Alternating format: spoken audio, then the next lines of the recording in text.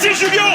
Allez mon Juju. Il va être proclamé, il va être acclamé. Julien Alaphilippe, champion du monde. Attaque de Marlou. Let's go.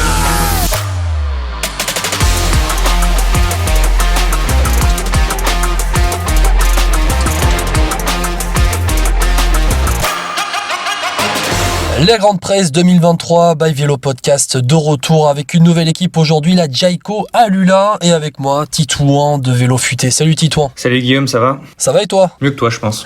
Oui, on va faire avec, un petit virus qui traîne par là ces derniers jours, mais on est chaud pour cette reprise de la saison 2023. Alors on le dit tout de suite, on s'écarte du Tour Down Under qui commence cette semaine. On va pas s'occuper de l'actualité, vraiment, on va faire une présentation générale globale de cette Jayco Alula. Déjà, première interrogation, Titouan, pourquoi Jayco Alula ? Est-ce que tu le sais ? Alula, c'est le nouveau sponsor, je crois, saudien, il me semble, ou un truc dans le genre, non ? Ouais, exactement. Alors, Jayco Alula, c'est donc en deux parties. La Jayco est le nouveau sponsor titre de l'entreprise Orica Green Edge, exactement, entreprise australienne Orica Green Edge, qui est la société mère un peu de cette fondation qui était auparavant Bike Exchange et qui s'appelait Orica Green Edge il y a quelques années. Et puis, Alula, c'est une région touristique d'Arabie Saoudite qui est venue se greffer en co-sponsor donc de cette formation. On peut se dire déjà dans un premier temps, l'Arabie Saoudite qui arrive un peu dans cette formation australienne alors que l'UAE a déjà une équipe, alors que la Bahreïn est déjà une équipe, les pays du Golfe continuent un peu leur investissement dans le cyclisme. Complètement, d'ailleurs on va sortir un magazine chez Vélocité, chez Vélo Futé 100% géopolitique où on parlera sûrement de cette équipe Jayco Alula parce qu'il y a une vraie présence des pays du Moyen-Orient en cyclisme, il n'y a pas qu'en foot, en cyclisme avec Bahreïn, avec UAE et puis maintenant Alula et l'Arabie Saoudite. Bon, on va basculer donc sur la Grande Presse 2023, mais d'abord le retour sur la dernière saison de ce qui était la Bike Exchange, une équipe qui a échappé de peu à la relégation quand même, parce que si on se replonge un peu dans les chiffres, c'est le 17e bilan donc sur cette période 2020-2022 qui a décidé des futures licences World Tour. Il termine juste devant Arkea qui était la 18e sur ce bilan qui est donc accédé au World Tour, 1200 points devant la Lotto qui a été reléguée, 16e bilan sur l'année 2022, juste devant la Total et un peu derrière G2R et Lotto. Déjà pour ça Titouan, on peut se dire que ce qui était la Bike Exchange a échappé de peu à la relégation. Ils ont eu un peu chaud aux fesses quand même. Ils ont eu un peu chaud aux fesses, mais aussi parce qu'ils ont eu pas mal de malchance. Et puis c'est une des rares équipes à pas avoir joué à 100% le jeu de faire toutes les courses du monde pour se maintenir, du maintien. À part Simon Yates qui a fait quelques courses espagnoles et encore. Je pense que c'était pas mauvais forcément pour sa préparation, donc c'était pas un changement énorme de calendrier, mais globalement la Bike Exchange, la Team Jayco a joué sa carte, son style de course du début à la fin de l'année. Depuis 3 ans, ils jouent un peu les mêmes cartes et ils se sont appuyés sur 3 grands leaders, Groenewegen, Matthews et Yates pour les sauver. Soyons honnêtes, si Yates n'avait pas eu ses pépins sur les grands tours, je pense qu'ils auraient été sauvés depuis longtemps. Oui, c'est vrai, tu as raison de le dire. Cette équipe-là, c'est un peu la prime à la régularité dans cette équipe, alors qui était la Bike Exchange. Prime à la régularité, on n'a pas vraiment senti une envie folle d'aller parcourir, comme tu le disais, les 4 coins du monde, comme d'autres équipes ont pu le faire. Je pense notamment à l'AIF avec un Hugh Carty qui allait faire le tour du Langkawi à la fin octobre pour aller gratter des points un peu partout. Mais c'est logique parce qu'en fait, ils ont joué avec leurs armes. C'est-à-dire que hors 3-4 leaders costauds, ils ont un effectif très faible. Donc ça sert à rien d'aller s'éparpiller à droite à gauche avec des coureurs qui n'ont de toute façon pas les moyens de marquer des points. Autant s'appuyer sur ces grands leaders sur les grandes courses, Matthews sur les canadiennes, sur les classiques, Yates sur les grands tours, les courses par étapes, et Groenewegen sur les sprints. Et en fait, c'est ça, il fallait s'appuyer sur ces points forts plutôt que d'aller se disperser dans tous les sens pour finalement ne pas marquer de points, un peu comme Israël qui a tenté de le faire, mais quand on n'a pas des coureurs de qualité, ça marche pas. Donc voilà, ils se sont appuyés sur leur leader et ils se sont sauvés comme ça, et c'est bien logique. Et pour 2023, il y a de quoi être optimiste parce qu'ils ont fait un très bon recrutement. Le sens de la transition, Titouan, pour parler un petit peu de ces victoires, de ces leaders, surtout sur l'année 2022. Alors, la Bike Exchange en 2022, c'est 22 victoires, alors que sur les années 2020-2021, les 2 saisons cumulées, c'était 25 victoires. Si on rentre un peu dans le détail, tu as 15 de ces 22 victoires qui sont pour Simon Yates et Dylan Groenewegen. Sur ces 22 victoires en 2022, tu en as 9 en World Tour. Et puis, c'est aussi une des preuves que cette équipe Bike Exchange, c'est quand même une équipe régulière, solide du World Tour, même si elle a terminé 16e bilan en 2022. C'est au moins une victoire sur chaque grand tour la saison passée, 3 sur le Giro, avec un doublé pour Simon Yates et une étape aussi pour Sobrero. Yates et Sobrero qui ont remporté les 2 chronos du Giro. Sur le Tour de France, Groenewegen et Matthews qui en claquent. Sur la Vuelta, Caden Groves. Si on liste un petit peu ceux qui ont marqué des gros points sur la saison passée, tu as Simon Yates qui termine 2e de Paris-Nice, Sobrero qui fait 4e du Tour de Pologne, Michael Matthews qui fait 2e à Québec, 4e de Milan-San Remo. Bon, voilà, on cite à peu près toujours les mêmes, de toute façon. Matthews, Groenewegen, Yates. Derrière, alors je te parle de la saison passée parce qu'on verra bien dans les transferts qu'il y a eu un départ, mais tu avais des Caden Groves et des Matteo Sobrero qui marquaient quelques points par-ci par-là. Bon, ça tourne toujours autour des mêmes. Bah, c'est ce que je te disais, il s'appuie sur principalement des gros leaders et derrière, voilà, des équipiers, il n'y a pas vraiment de coureurs protégés, de coureurs qui pourraient plus ou moins jouer leur carte. C'est assez faible derrière ces 6 coureurs-là.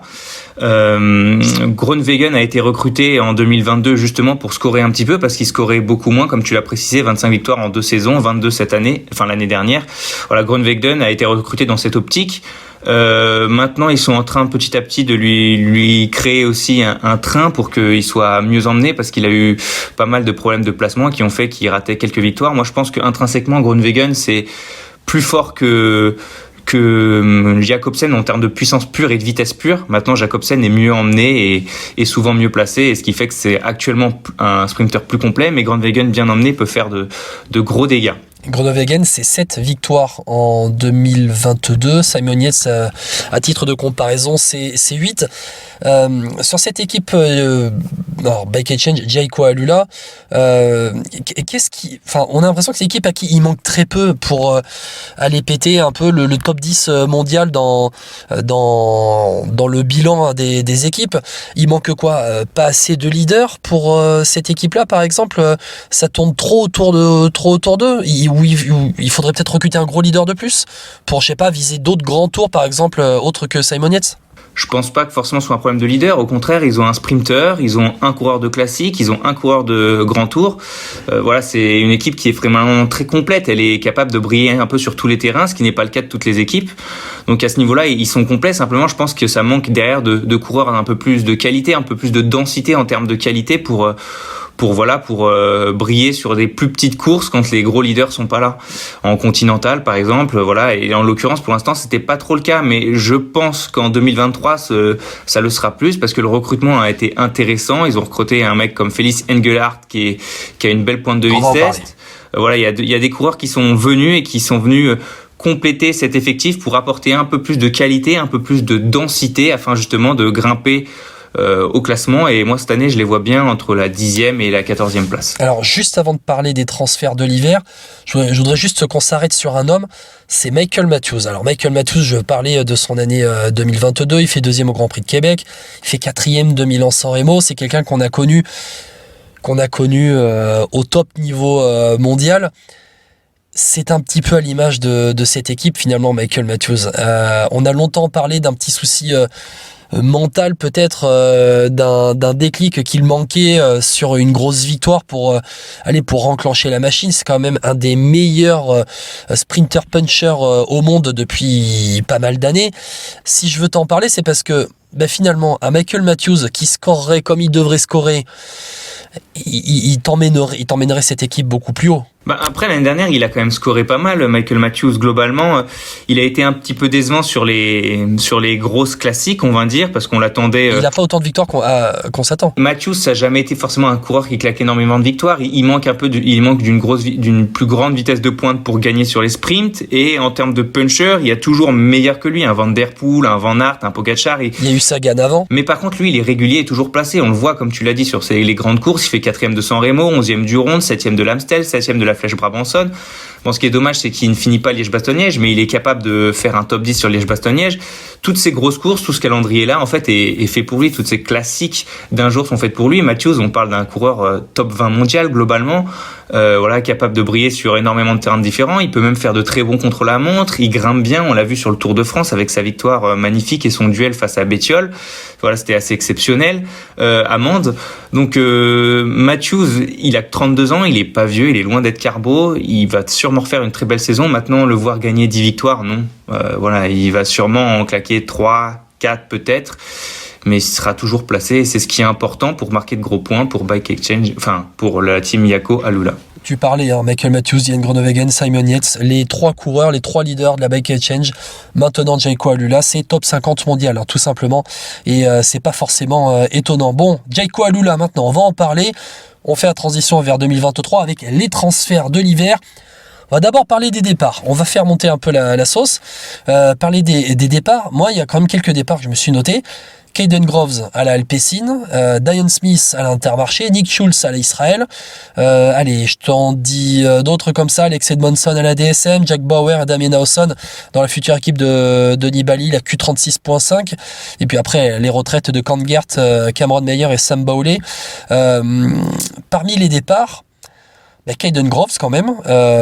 C'est quoi le départ de Caden Groves? C'est donner plus de place à Dylan Groenewegen sur les sprints, c'est se faire plus de place pour acheter un meilleur poisson pilote? Non, je pense que le départ de Caden Groves est plus lié à la volonté de Groves de changer d'équipe, plus qu'à la volonté de Yako de s'en débarrasser.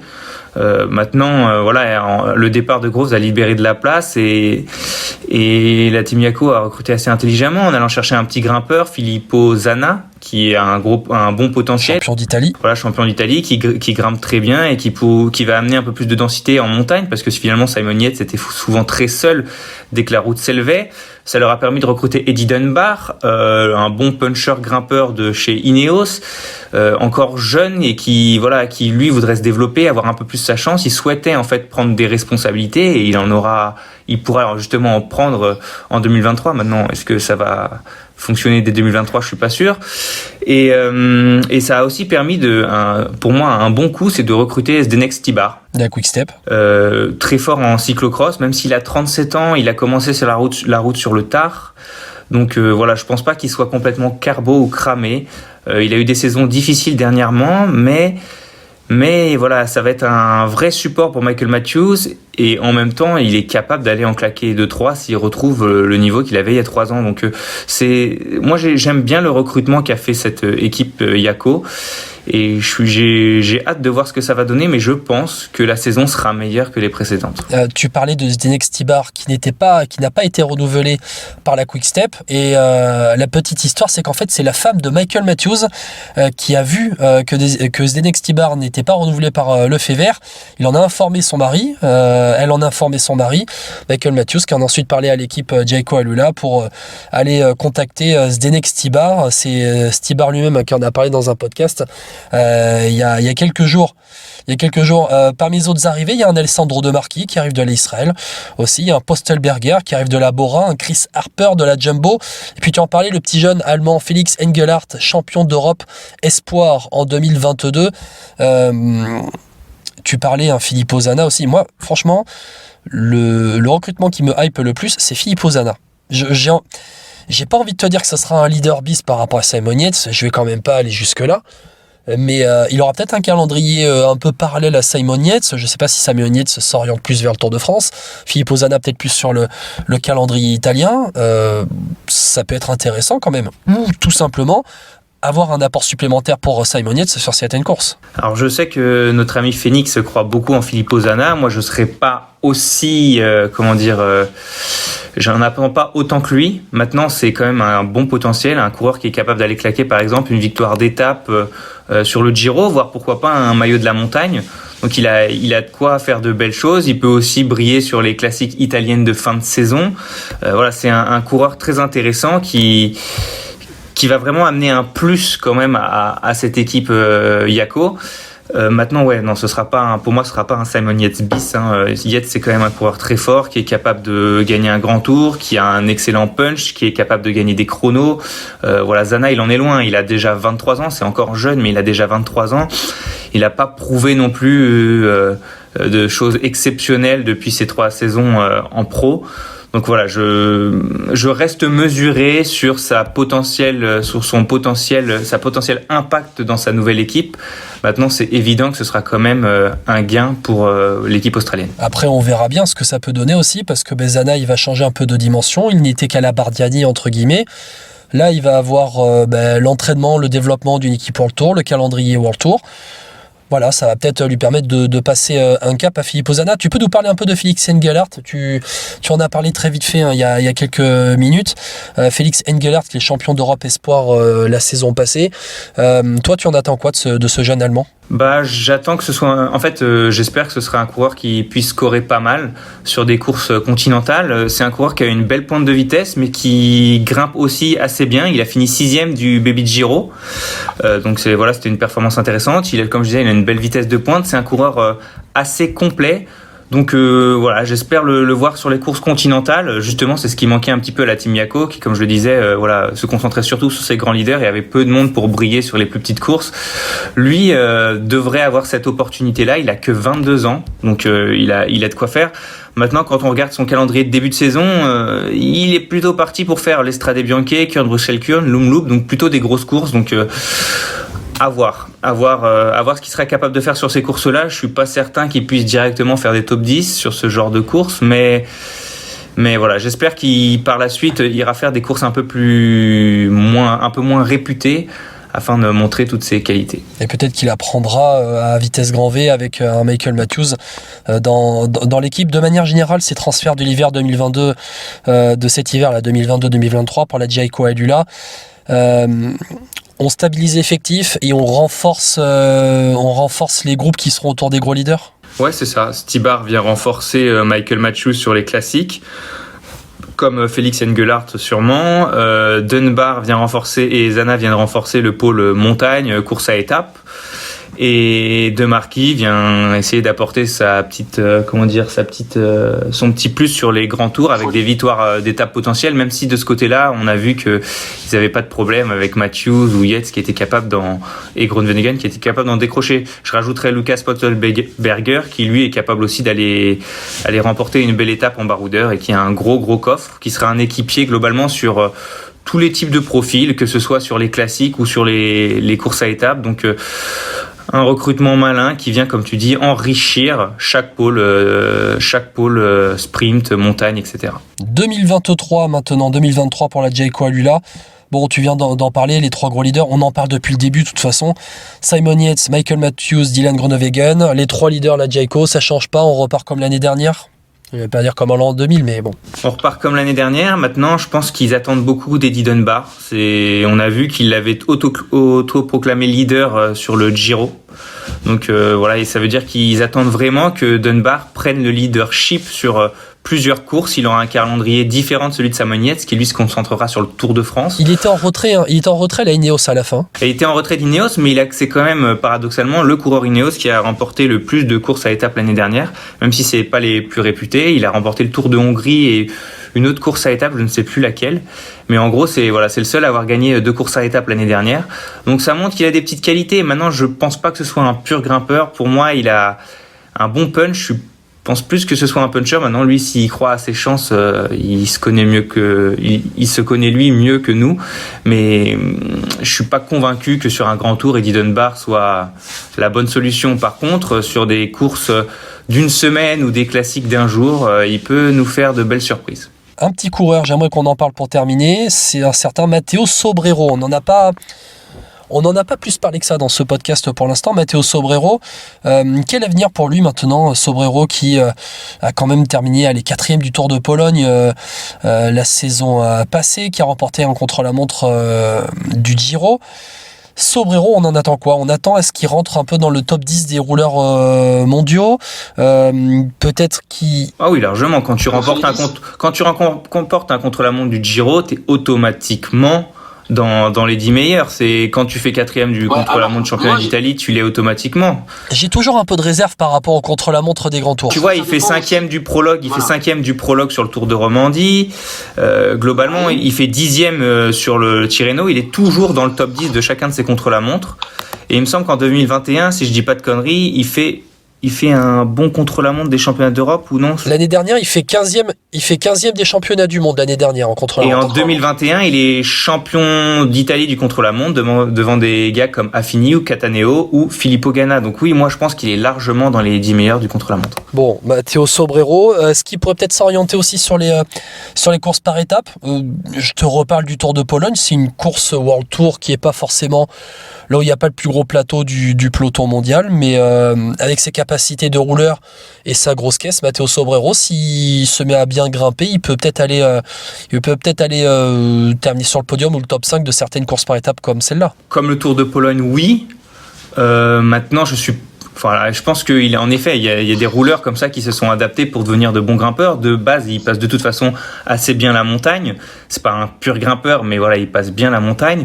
De là à aller jouer la victoire sur les courses à étapes, je sais pas. Peut-être qu'il peut jouer de belles places sur des courses style l'UAE Tour, sur peut-être le Tour de Romandie si celui-ci n'est pas trop vallonné, sur le Tour de Pologne évidemment. Maintenant voilà, je le vois pas aller jouer la victoire sur un Tirreno, sur un Critérium du Dauphiné ou sur un Grand Tour. Merci Titouan d'avoir été avec moi pour cette présentation de la Jayco Alula pour la Grande Presse 2023 by Vélo Podcast. Titouan, quelques jours de repos, on se retrouve dans pas longtemps pour d'autres présentations d'équipes. La grande saison 2023 se lance sur Vélo Podcast et puis aussi sur Vélo Futé. Bah ouais, nous elle est déjà bien lancée. On a lancé donc comme on avait parlé la dernière fois le guide de la saison. On a plusieurs interviews qui arrivent, donc d'une petite pépite allemande, voilà, dont je vous dirai pas le nom, mais certains le reconnaîtront peut-être. On a pas mal d'interviews qui arrivent, pas mal de contenu et évidemment notre concours de pronostics qui débute avec le Tour de Nanda. Merci Titouan et puis à bientôt dans Vélo Podcast.